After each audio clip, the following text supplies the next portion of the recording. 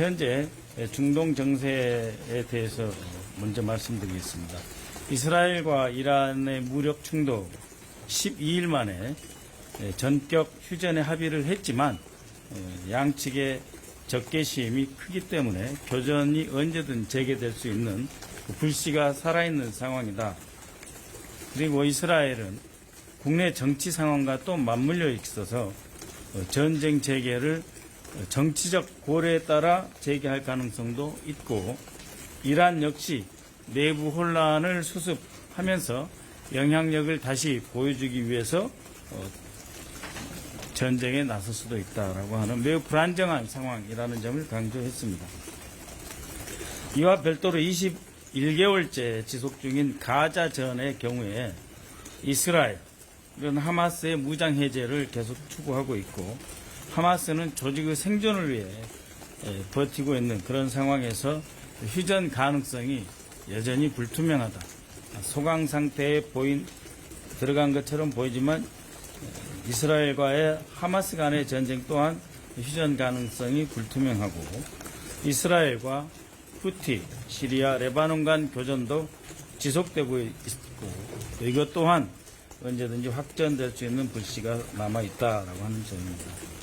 이러한 가운데 우리 교민 안전에 대한 보고가 있었습니다. 국가정보원은 사태 발생 시 즉시 비상근무 체제에 돌입하였고, 우방국 정보기관들과 협력해서 우리 국민들의 안전 확보를 적극적으로 지원하고 있습니다. 상황 발생 직후부터 이스라엘 그리고 이란 양국에 체류 중인 우리 국민들의 안전한 철수를 위해서 이동은 물론이고 출국 편의를 제공해 왔습니다.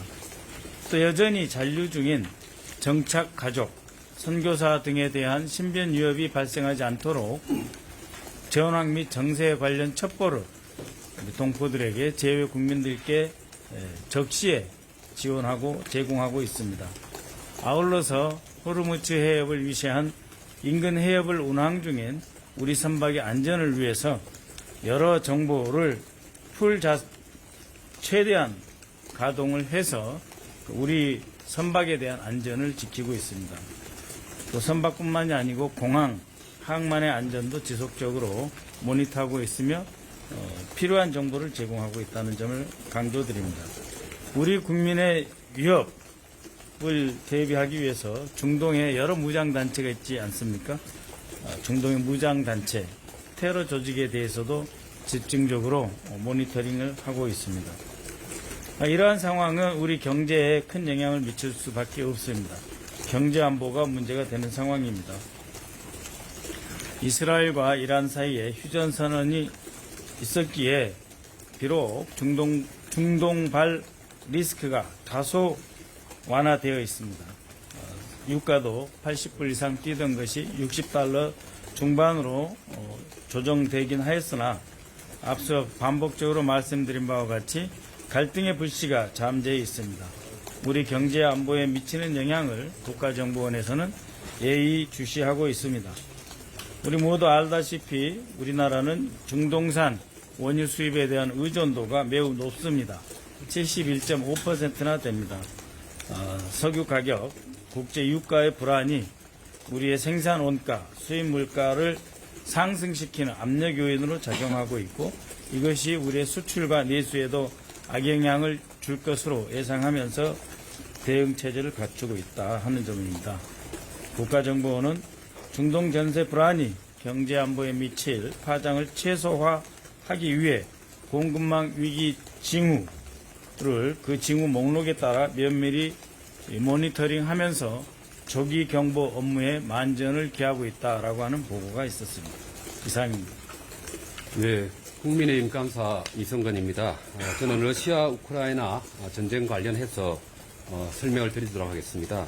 크게 러시아 우크라이나 전황에 대한 얘기와 또 북한의 대러시아 군사 지원 동향, 그리고 종전 협상과 관련된 진행 상황, 그리고 마지막으로 국정원의 노력에 대해서 설명을 드리도록 하겠습니다. 러시아 측은 북한군을 동원해서 자국의 크루스크 지역을 이미 탈환을 했고, 우크라이나 동남부 4개 주, 여기에는 루안스크와 도네츠크 그리고 헤르손, 자포리자의 상당 부분, 여기서 상당 부분이라는 것은 그 4개 지역의 81% 정도를 이미 장악을 한 것으로 분석이 되고 있고, 이 4개 지역을 장악한 영역은 우크라이나 영토의 20% 정도에 해당된다고 할 수가 있습니다. 그리고 또한 러시아는 재침략 방지를 위한 완충지대 조성을 목표로 5월부터 쿠르스크에 접한 인근 지역입니다. 수미주라고 합니다. 우크라이나의 영토인 수미주를 대상으로 공세를 강화하고 있고, 우크라이나의 경우는 종전 협상 시에 대러시아 협상력 제고를 위해서 쿠르스크 재점령을 모색 중이지만, 러시아가 공격하고 있는 수미주 광으로 인해서 전력이 분산되어서 상당히 고심하고 있는 상황입니다. 그리고 또 우크라이나의 정보 당국에 의하면